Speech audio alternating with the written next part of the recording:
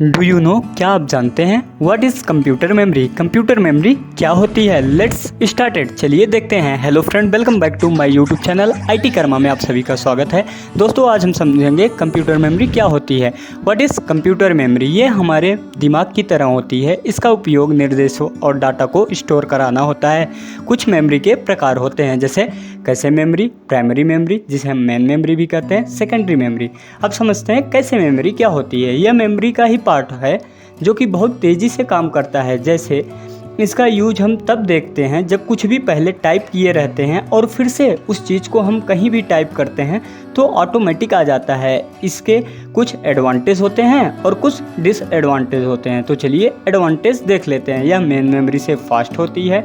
यह main memory से कम time में किसी भी चीज़ को एक्सेस कराता है। यह किसी भी चीज़ को शॉर्ट टाइम में एग्जीक्यूट कर देता है। यह चीज़ों को केवल टेम्परेरी यूज के लिए स्टोर करता है। अब देखते हैं इसका डिसएडवांटेज। इसके पास लिमिटेड कैपेसिटी होती है। यह बहुत महंगा होता है। अब हम समझते हैं प्राइमरी मेमोरी क्या होती है।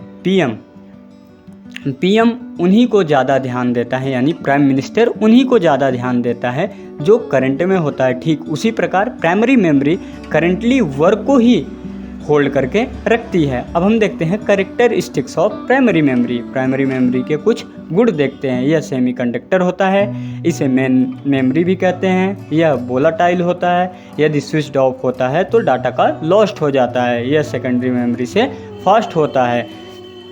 Computer can not run without primary memory. अब हम देखते हैं सेकेंडरी मेमोरी क्या होती है। यह दूतावास की तरह होती है जिसका काम तो होता है देश की रक्षा करना, परंतु बाहर से। ठीक उसी प्रकार सेकेंडरी मेमोरी भी होती है। अब हम देखते हैं कैरेक्टरिस्टिक्स ऑफ सेकेंडरी मेमोरी। यह मैग्नेटिक होती है, यह मेन मेमोरी से स्लो होती है, यह नॉन वोलाटाइल होती है, यानी स्विच्ड ऑफ होने पर डाटा का लॉस नहीं होता है। इसका उपयोग डाटा को कंप्यूटर में स्टोर कराना होता है। Computer can run without secondary memory.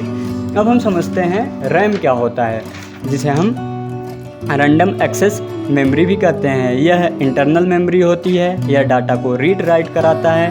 यदि वर्क करते टाइम कंप्यूटर स्विच्ड ऑफ हो जाता है तो डाटा इरेज्ड हो जाता है। अब हम रैम के कुछ प्रकार देख लेते हैं। पहला होता है स्टैटिक्स रैम, दूसरा होता है डायनेमिक रैम।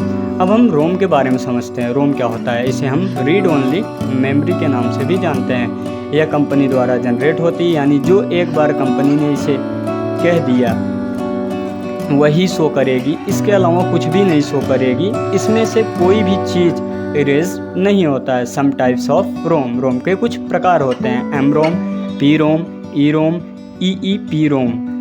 अब हम देखते हैं एडवांटेज ऑफ रोम। यह नॉन वोलाटाइल होता है, यह ऑटोमेटिक चेंज नहीं होता है, यह परीक्षण में इजी है, इसमें कंटेंट वेरीफाई होता है।